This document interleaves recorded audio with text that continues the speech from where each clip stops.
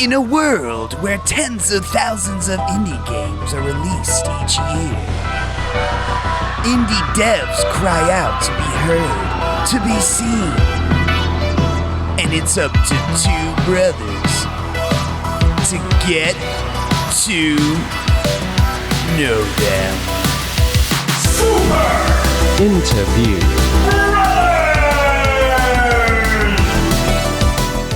Hello world, my name is Max Stein and I love indie games. I'm the Megabuck. I really love indie games. And welcome to the Super Interview Brothers, the Game Treasure Podcast side quest where Buck and I, two real-life brothers, fulfill our dreams of getting to know the people that actually make the precious artifacts we call video games, the many plastic relics which don Buck's shelves, collecting dust in the antiquities of video game history. They get dusted, you hush. In the studio today, we have a very special guest, the creator of Farsight, a game we have not been able to play yet, but looks like a game that I would barely be able to play because I'd be too scared to play it.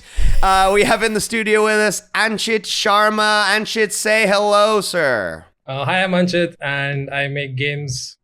That's me. Perfect. Thank you so Nice. much for being here with us today, sir. We are going to be talking a little bit about your game Farsight at the end of this video. Viewer, listener, just a top-down, just so you know what it is. It's like, it seems to be like a liminal space, first-person adventure horror game, essentially, that revolves around a unique thing that I had totally forgotten existed until Buck brought it to my attention. That is, when you get an eye exam as a child, they would show you very scary pictures, I'll say. You They can't weren't really read scary. yet, right? So they show you images. I totally forgot. And I was like, oh my God, whoa, fuck, shit. Memory unlocked. But yeah, so in this game, you play in those horrible images. But before we get into that, Anchit, we have to start our interview by getting to know you. And the best way to get to know you is by asking you the most important question of all time, which is, sir, can you remember the very first time you saw a video game and what video game it was? I think it was. I grew up in India, and the way I feel like in India there was a thing where everyone played Road Rash growing up on their. Cool. Yeah, everyone played Road Rash. So that's my earliest memory of like playing video games. I initially, my dad used to get these like demo discs, and so the Road Rash I had was like a demo Road Rash game, so I could only play the first kind of map level thing. So Yeah. I would just like play that again and again until I got the full version from my friend. I think the other one was that I really fondly remember is like Captain Claw. I don't know if you guys know of it. No, Captain Claw, explain it. It's like it's like a platformer. You're like a pirate cat, and you can shoot. You can like slash people, and there's like tons of levels. The game had aura. The game had like intense aura, and like I still dream about it sometimes. Like I miss it so much. That's awesome. That was a Windows game, right? That wasn't on consoles. Yeah. Captain Claw. This is a right? PC game. Right. Yeah. Yes, you're playing as like Captain Crunch if he was a cat or something. But you do have a musket. He does a big standing gun shooting. This is Magical. This looks amazing. The background is very liminal space eerie. I can see where you've got intense vibes, like you're saying. How did you stumble upon Claw? How did you get your hand on Captain Claw? I think my dad's friend had the disc for it, and he gave it to us. So I think Road Rash. All of my friends, everyone I've grown up around, everyone's played Road Rash for some reason. Why? I have That's no awesome. idea. I have no idea. It's a great game. I mean, Road Rash. So we're talking about the PC version, the PS1 version, somewhere in I there. think the Okay. PC version. Yeah. Okay. Oh, okay. So it was the PC Road, because that was. I want to say, okay, Buck, correct me. Is there a Road Rash for the N64?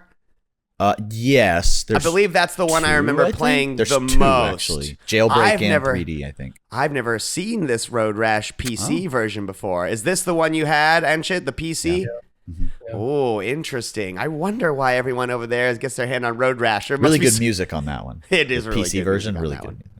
one. I love the cutscenes in it where you have like you're like this biker, and like, if you win, like a hot girl comes and sits on you and kisses your helmet and stuff. Yeah. That's awesome. No, I think as a kid, that was like, oh shit, like this game has something slightly like your mom would yell at you if she sees you play it. So I think that's why I like. That's Ooh, fucking yeah, you're gonna get in awesome. trouble if your mom sees a hot babe giving you a kiss. in And the of course, game. mom's Yeah. only going to walk in when the hot babe is giving you. Don't Yeah, walk yeah. in, mom, when I'm just racing a motorcycle. When I'm Don't just walk in killing at the menu people in a screen. motorcycle race by kicking them off of their motorcycles, certainly to their doom. He So I hit me presume- first. It's such a good game. Yeah. Okay, well, that dovetails into this question, Anchit. Do you have a favorite video game of all time? Ooh. Mm, What about a Mount Rushmore? Like Yeah, the like a top, top like your three. top three, top four games. I'd say Diablo 2. I love that game so much. Nice. Wow. Hell Excellent yes. pull. Yeah, Good my choice. sister and I were kind of like were raised on that game in a way almost. We play that so much. Other than that, Super Mario Bros. 3, I think Mm. that's the one that I keep going back to still. How many heads are on the Mount Rushmore again? Like Four. Honestly, but you I can- don't even know. and 3 to I live 5. Here. Yeah. Your choice. Yeah. We're not holding you to a hard number. Name a handful. Something recent. Okay. Let me think. I mean, again, now coming to more horror stuff that I really enjoy now. I love mouthwashing. Mouthwashing has been Oh, yeah. yes. such an amazing game. Have you seen their new game Yeah. that's coming out? The tank. That shit is It crazy looks as so fuck. cool, yeah. Who'd you play as in Diablo 2? Which class? A paladin. That's Nice. what I would play. Classic. Yeah. Classic. Classic.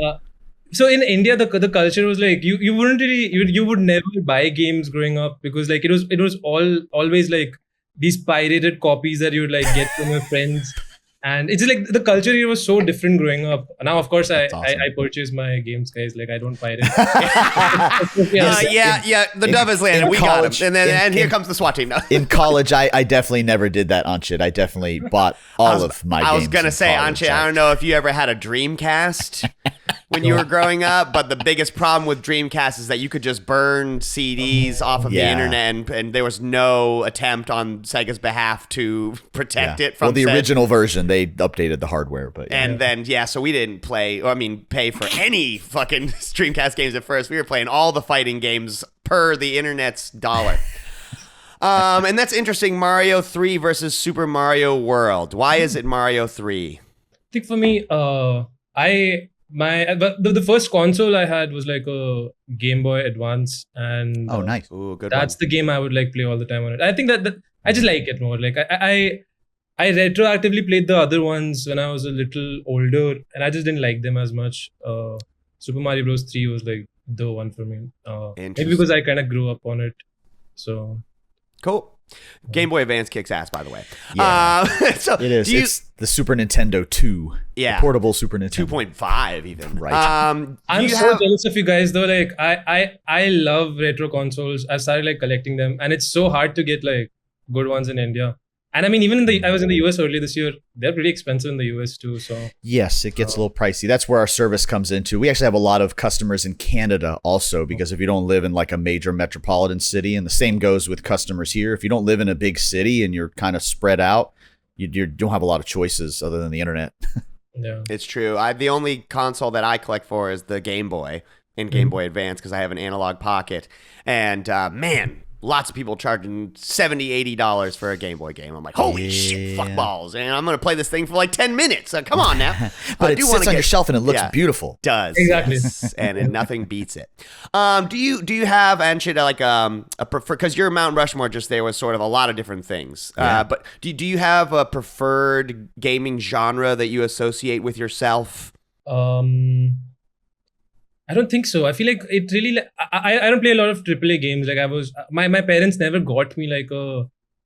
I never. I mean, I would play PS2 on my cousin at my cousin's home. So I didn't really have any of the big consoles. So I naturally just like grew up playing weird niche kind of games, and then that's what I'm now interested in. Also, I think originally I was a big platformer guy. I started I got into game dev just making platformers, and I was like, okay, this is what I want to do the rest of my life, like make platformer games. But then eventually I kind of started playing more indie games. I I played tons of cool games. I naturally kind of got a job at a studio where we were working on horror games, and that was like my lead into like actually getting used to horror. And now funnily I just play horror. Honestly, at this point it's become more of a job. I don't enjoy playing it anymore, but I kind of play it for like the research of it. Research, right? Makes sense. I just played a demo for a game called About Fishing. Have you seen this? Yeah. Have you played it? Yeah, I've not played it, but I keep seeing it. Yeah, Man, it's good. You should play it. You can do the whole demo in like 2 or 3 hours. And you said you liked mouth washing. I love and it. It's very the same thing where it's not like scary, but it's just so disturbing and Existential strange. horror, It's got like a right? total David Lynch vibe to it the whole time too, but also it's got some fun ass fishing mechanic, like some Sega bass fishing style fishing in it. That's really good. So it's a good ass game. You would like it. Let me ask you this, sir. What have you been playing lately? What game's been tickling your fancy? I played Yap Yap recently, like with friends. Oh. It's like a co-op. Yes, we did an episode on We Yap played that Yap. where you yell your spells out. Yes, that's I was surprised how scary it is when you like in the tower and like your friend you can't find your friends anymore, and like some big thing is like now chasing you chasing you. and you can't really kill it. I was like actually spooked, and I was surprised how like so But how fun is it when while you're running from that big spooky thing down a big spiral staircase, you suddenly run into one of your friends and you're like, oh my God, thank God. You're And like, you- Jesus Christ. and you all Keep turn around running and go- this way. There's a big spooky ghost. You all turn around and go yak piss, and Yeah, yeah. your wand pees all over the enemy that's been chasing you, and then you keep running away. Yeah, piss. That game rocks, dude. So just Yap Yap. Anything else? I've been playing a lot play- of like demos recently.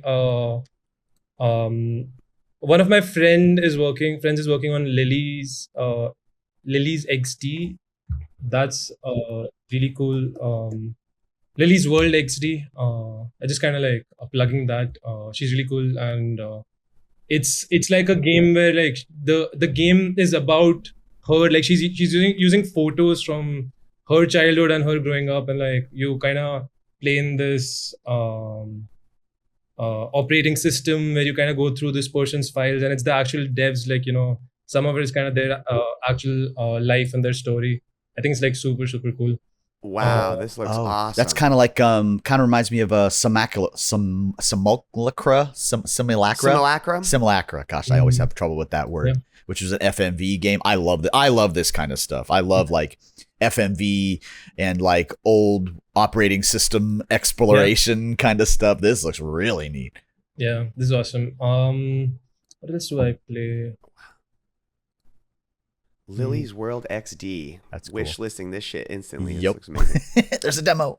Okay, I mean, I can keep plugging more of my friends' games, but Yeah, that's No, you're okay. good. We're gonna Let's- get to yours too. That's okay. You can plug your friends. I have another question for you, which is this. How long have you wanted to be a game designer? Is this a childhood dream, or was this something that came later in life? Did you have a day job? Did you go to school for this? What's the situation with you in making video games? it's a very for an Indian person, it is like a pretty risky thing to do. My parents are like very well educated. Both have like PhDs, and I mean in India it's like China in a way. It's like these Asian countries. The pressure is insane growing up when you're like in school to like get into like a really good college, and the entrance exams are insane. Like people spend 4 years, like the last 4 years of their high school, or even like longer these days. Like they're just grinding, and like they don't have any kind of a normal life. And I kind of naturally went in that direction, and I think I had this breaking point in 11th grade where I was like, fuck this, like I'm not doing any of this shit. Hell yeah, rebel, let's go. I'm just going to And do then- Super Mario Brothers 3, Mom. I'm going to make my own. So I was like, I don't want to do any of this shit. I want to create things is what the initial strong instinct was. And initially it was like this was when what's his name? Do you watch any of these like animation YouTubers? These are like really big, like 10 years ago, like Storytime, Domix. I don't know those Hayden ones in Animations. particular. I know Jaden Animations. Yes. Yeah, so I was really into these guys. There's another one. There's this Subway guy. I forget his name. I'm sorry, but I don't know if Noodle is considered an animation YouTuber. these days- I love him. Yeah. these days when I don't watch it, but I was really into them back then. And like one of the guys kind of got into that whole thing by starting to make comics. So I was like, okay, I want to make comics now. And then I would kind of skip school and just like go somewhere else and like make comics. And He doesn't want to tell us where he'd go. I would go in the sewer and make comics. but that's what I did that. That didn't work out, but Nobody picked up the sewer comics. No, they just stayed. I still have these sitting somewhere, and I still think they're not bad comics. They're like there's some good stuff there somewhere. Maybe one day it'll see the light of the day. But I did end up going to college because I was like, okay, I need to do something. So I do have a bachelor's in computer science, so I did that. But I sucked at college. I was like, I wouldn't attend classes. So game dev was always kind of around me. I did my first game jam. Game jam is like you have like 48 hours or like a limited amount of time and you make a game, and it's like a competition. And I did my first game jam when I was like 14 in school. So it was always around me. And I think what happened was the instinct to create was so strong, whether it was comics, and then I was like, let me try to do YouTube stuff. But then games turned out to be the genre that I was like, okay, I have a programming degree, and then you can probably use it to my strengths to try making games. And then what happened was I graduated right after COVID, and in India. So what happens is like your last year of like college, you sit through placements, which is like companies come to your college and like you have to sit through these interviews to get a job. Recruit you, right? Yeah. Yeah, something like that. And my parents were like, you're sitting through these interviews, right? And I wasn't. Yes, cut to you in the sewers with more comic books. So this was around when pandemic was going on, and I was like, let me take a honest shot at like making games. So I spent the whole year. I'd already made a bunch of games by then in college as like just small projects. But I took the whole pandemic year to just like every week I would take part in like a game jam. There's itch.io, which is like this online Cool. Yes. thing where you have these online game jams, and I would do like a game jam every week or every other week, and I just like started putting all of those games on a portfolio website. And then naturally I was like, okay, I have something decent here, and then I just started applying to like cool studios with that portfolio website. And then right after college I got to work for like there's this studio in London called Nightroom, and I used to play their games growing up. Like I in college I would play. So they used to be like almost like these flash games kind of website. They were like really popular for that. Yes. And then they started doing mobile games, and I was really addicted to their games in college. I used to play their game Leap Day almost every day. It's like every day there's a new level, and it's like really fun. And I got to right after college, I got to work on like the prequel of that game, like Super Leap Day. So Cool. I worked with them for a couple of years, and by then it's like, okay, I have done a job. I do know more. Did a bunch of contract work after that, and after that I got to work for. I got to work as a lead dev on these like series of like indie horror games called Fears to Fathom. These are also like really popular. Yeah. Oh wow. Oh yeah, I played some of the Fears dude. to Fathom. They have that new multiplayer one that just came out too, right? So I was the lead dev on the 4th and the 5th episode. So I joined the team Cool. at the start of the 4th episode. And Buck, and then I was also lead dev on Woodbury. So I did that for a few years. By the end of that, I felt like I'd grown into a role where I really started enjoying horror. I've always enjoyed horror because I'm always been a pussy, and like. That is the best reason so to get funny. into horror. Everything fucking scares me. I want to watch horror movies and make horror games. I've always had that relationship with it. Like, it would affect me. I'd be scared to go to the washroom, and my elder sister would have to like take me. So it's always been something I've been strongly affected by. And again, I love horror movies. So I've been working on these games also. I kind of really fell in love with it. I've always had a lot of ideas for what kinds of games I want to make, but working on Fears to Fathom and then kind of growing into a role where I was leading the team and we were doing everything, that just made sense to like quit that and like start my own thing. And so I quit that, and then since early last year, I have like a tiny team and we've been working on Farsight. Wow. Favorite horror movie? There's a lot of recency bias here, but I loved Obsession. I watched it like 3 times. It was really? good. You haven't seen it yet, have you, Buck? No, I haven't. Oh, Does it dude, come out because soon? Buck likes Streaming? horror I know. movies as well. I do. I like horror movies as well. He hasn't seen Obsession or Backrooms, both the I know. summer I wanna see blockbusters. both. Exit 8 comes out this week, or it'll be out by the time this episode comes out, obviously, and I want to watch that as well too. Yes. It's really, I like this whole, we're making these really neat movies based on these really cool indie games. That's really cool. That's really cool. I've always been a pussy is the funniest thing. That's the best. Yeah, That's yeah. the best reason to watch one. I really like. So it's like Obsession, because now I consume so much horror that like I'm Right. not fazed by it. But like Obsession just did something to me by the end of it. The first watch, by the end of it, I was just like, I felt like I was like it felt to me the way I felt watching Hereditary, which like Hereditary also like really nice. That's a good flick. That's a good Yeah. movie. So I loved Obsession. I think I'm the same as you though. Like I ingest a lot of horror, and it starts to not faze me as much.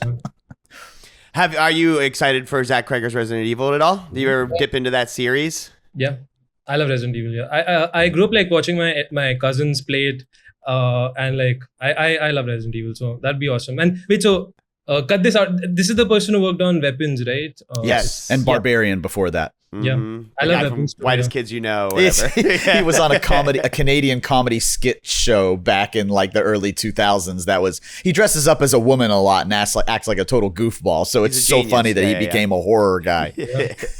He's probably also a giant pussy. So what? Damn. Let me ask you this. I don't know. Let me ask you this about the game designing process. Like, it seems like you, like a lot of the other game developers, like you started with comics as your medium for telling stories, essentially. And we had Tony Shoulders who made the game The Butler. It was like the same thing where he was like, I want to tell a story, but I don't want to write a book. Yeah. And I don't want to do a movie because that's like a ton of work. And I already know how to computer program mostly. So I'm just going to use computer. So what is your favorite aspect of the game designing process? And I know that's kind of an abstract question, but is it the inception? Do you actually like putting the brick pieces together and doing all the encoding? Do you like the after? What is it for you? For me personally, I've since that time, and since like even earlier when I was doing comics for a little bit, I really enjoy coming up with good ideas. Like I feel like I really like I've had stacks of books where it's just like full of ideas. I enjoy the process of like just like thinking of things that like that I could imagine being like a cool movie or a cool game. So I feel like I'm really good at like coming up with the initial like really good idea, and that's what I think even Farsight kind of is.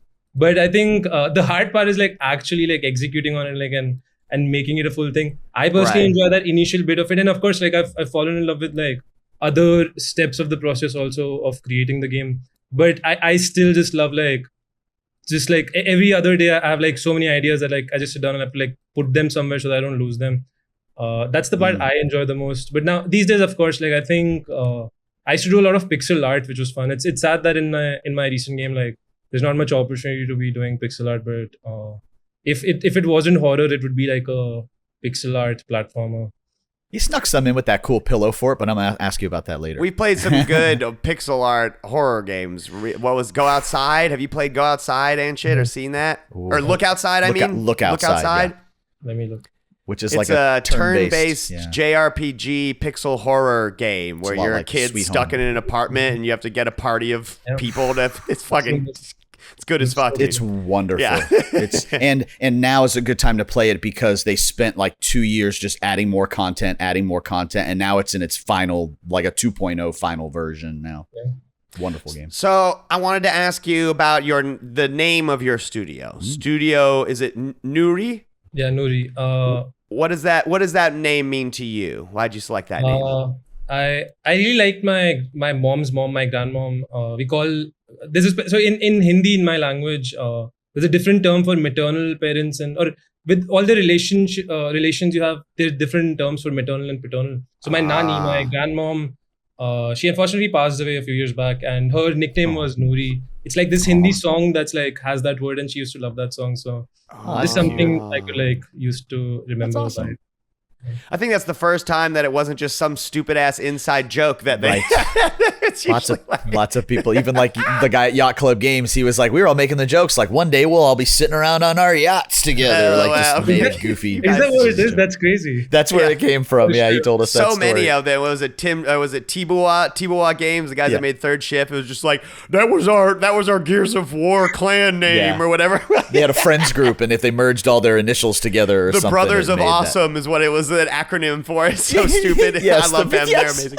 I love that. So let's tell me a little bit about Farsight. Obviously, like I said up top, we didn't get to play it, but I have seen the trailer. The trailer looks horrifying. Can you give me the elevator pitch of what is happening in Farsight, please?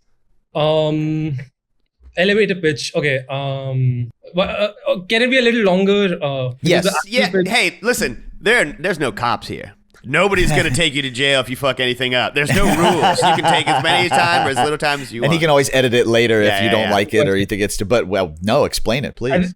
I think the core of it was I've always had glasses, and then I'd go to these eye tests, and I'm very weird with my eyes also. Like I've never get LASIK done or use contacts. Like I don't want anything close to my eyes.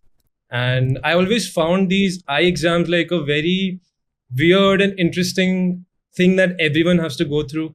And especially compared to like going to a dentist, for a kid, a dentist is always like scary, like it's gonna hurt. Yeah. But an eye test is always this weird middle ground, interesting experience where it's not painful, but it's weird. Like the stuff that happens is awkward. weird. Exactly, like looking through that machine, and it's like one of 3 different images, either a house or a hot air balloon. There are 2 different houses, and you have to read these letters off of this like a chart, and the doctor is kind of he has these lenses on you, and is this better? Is this better? And of course, like most other tests, like the doctor's like super close to your face and like kind of examine. Yes.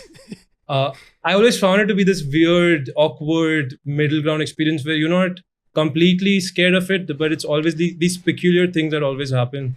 And when you're locked down in that machine too, you cannot see anything else. Yeah. Wherever the doctor is in the room or whatever, you can only just see the shit that he wants you to see. And it's like even when you put your head in it, it's like it's kind of holding your head like this, and you're looking through this lens. And it is very Pan's Labyrinth. Fucking the machine itself is just hulking piece of metal that he asks you to flesh your face up against. My favorite comment on the YouTube video is someone said, "Does the monster blow a puff of air in your eye?" I didn't want to interrupt it, but I want to be like, that machine. Am I right, and shit? What the fuck is that machine? And what does it do? Why does it do that? Why does it scare you like that? So interestingly, like lots of there's this influencer eye doctor who has like 1 million subscribers on YouTube plus. Wow. He's reached out I to hate me. everything. Sorry, go on. It's so interesting. Like, so he made a video about us, and he reached out to me. Like he'd love to kind of. Whoa, that's cool. Yeah. So I've had a few calls with him, and it's really interesting to find out how these machines work, and like because most people never think about this stuff, and of course we want to take some creative liberty to change them slightly. Of course, we will do the air puff, and I always hated that air puff. I can't wait to see how you integrate that. Oh my god! Yeah. So, but for me, when I would see the house, I would always want it's this. I wouldn't call it. It's not scary, but it's liminal. But I would always wonder what would happen if I walk up to the house and like knock on the door. Who's gonna open the door? Oh, that's so good. So that was the starting point for this idea, and of course, like for me, a game like this, I personally prefer narrative games. Walking simulators with like liminal stuff, they are great, but I prefer a game where that happens, but there's also like an interesting narrative or lore around it. Those are the kind of games I enjoy playing. So in the game, you're like a child, and your stepmom is taking you to the eye clinic, and you go to the clinic. Clinic is also super creepy. You take the eye test. I think it's really important to like get the eye test right. Like even on YouTube, on all the comments, people there's all this stuff like that people have experienced and know it happens, and I think kind of getting that right is super important. Yeah. And of course, when you take the test, you fall into that space, and you get to knock on the door. You get to see who's behind it. No spoilers.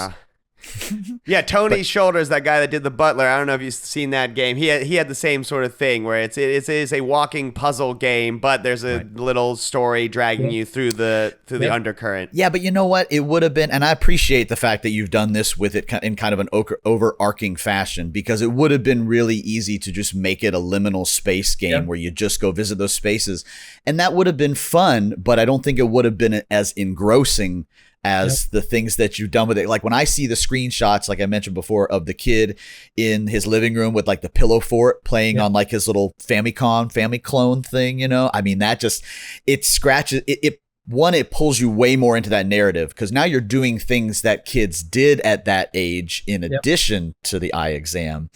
And it's kind of like tying that bow on like, okay, this is the universe that you're in. I love that. Yeah, for sure. It really came from that place for me too, because I really remembered being that age and really kind of not liking these tests and kind of wondering why is it those images, and just being at home playing video games and then like, you know, to like go with my parents to the eye exam. Of course, we'll make it make sense narratively, and we really like, I think it's super important to kind of have like this lore or this narrative that drives the whole thing forward. And that's the intent. Do you get to play the Famicom, the Family Clone game, the one we saw in the trailer? Is actually like a playable game? Maybe. Ooh. I'll never tell. It looks like a Dragon Quest kind of game. It looks really cool. Nice. Gnarly. My last question, and probably the most important, is when is it any ETA on its arrival? Nothing I can say publicly that I'd be held to, because it's like now what's happening is I'll be honest about this. Like after Fears to Fathom, the thought process was just like, but even with Fears to Fathom, these were amazing games. But what we really would do is like spend like 8 or 9 months on a project and make sure it's out, like scope it properly and like put it out in the world. But with this also, we plan to finish the game in 6 months and like, you know, be done with it. But we kind of overscoped it too much, and it's become like this all-consuming thing for all of us. And like, and at this point, what makes sense to do is like, we didn't expect this kind of reception. We did not expect the IGN reveal video doing so well. That was cool. Yeah, I think that's where I first saw it too. I don't know if it had come across my radar yet, or if I'd heard about it and seen a screenshot, and then I put 2 and 2 together that it was that game. Yeah. So because like we've been working in the dark for so long, because I mean, a few of my team members are also ex-Fears to Fathom, and we all have that experience, but it's like, we know how to make the game, but we don't know how to market it. So thankfully we made some good decisions so that like the game kind of is able to like do well on the marketing side. And of course the execution of the trailer also seems to have turned out well. So now the thought process is like, we want to get this game right. Like we'll spend the time we have to spend to make sure it's like an experience that we are proud of. So we do have a date in mind, and we're working towards it, but I think we'll kind of work on making sure like we can actually hit it, and like before we publicly say that. Hell yes. I'm glad that the scope is too big. That probably means it's going to be crazy as hell. Yeah. I'll say this as the dev, like it's a indie team. It's all self-funded. We're not, we've not raised a single dollar. So like, give us the grace if it's buggy or if it's not quite what you expect. Like, we're trying our best. Like, we're working really hard on this. We've been working hard on this for like a year and a half at this point. Cool. So hell yeah. I'm sure it'll scare the shit out of me, as most horror games do, because I'm also a giant pussy. It made me think of like, what was the name of that VR game that was a ripoff of Duck Hunt? Like hunting season or something like that, where you were playing Duck Hunt on a TV, but then when you're like in your pillow fort playing the Duck Hunt and the power goes out and it turns out like the dog from Duck Hunt is at your trying to get into your back door and it's trying to get in your house and kill your family, and you're like, oh my God, what just happened? I can't help but feel like the success of the movie The Backrooms also helps with the genre of liminal space horror, you know what I mean? So hell dude. We didn't plan for that. We've been working on this. Of course not. But it's like, I love it. Like, you know, it's timing is everything. Exactly. I have a feeling it's going to be, like you said, Sid, let's just ride this success like hype wave and make sure the game's real good. Analog horror / liminal space hype train. Hell yeah, dog. Well, Anchit, where else, if this is your chance to plug, where can people go to give you money or follow you on Discord maybe or something? Where do you want people to go to find you, sir? Yeah, it'd be great if you can everyone can wishlist the game. I think that's what helps us the most. And if you're so nice to do anything more, we'd love to have people join our Discord server or follow us on Instagram, which is like Games by Noori. Games by Noori. There we go. Well, that is all we have. Anchit, thank you so much for joining us today. Thank you so much, listener or viewer, for listening and viewing. Make sure to go check out the other episodes of the Super Interview Brothers. Don't forget that if you join our Patreon for $5 a month, you can get access to these episodes 1 week early, and you get the David Jaffe stuff. You get the UFO 50 deep dive. You get Playdate Power Weekly, which is the show where Buck and I run through all the Playdate games. It's really fun, and of course, go check out the regular episodes of the Game Treasure podcast every Friday on Spotify, YouTube, and anywhere you can get podcasts on the internet. But until next time, my name is Max Stein, and video games, schmidio games, everyone. Goodbye.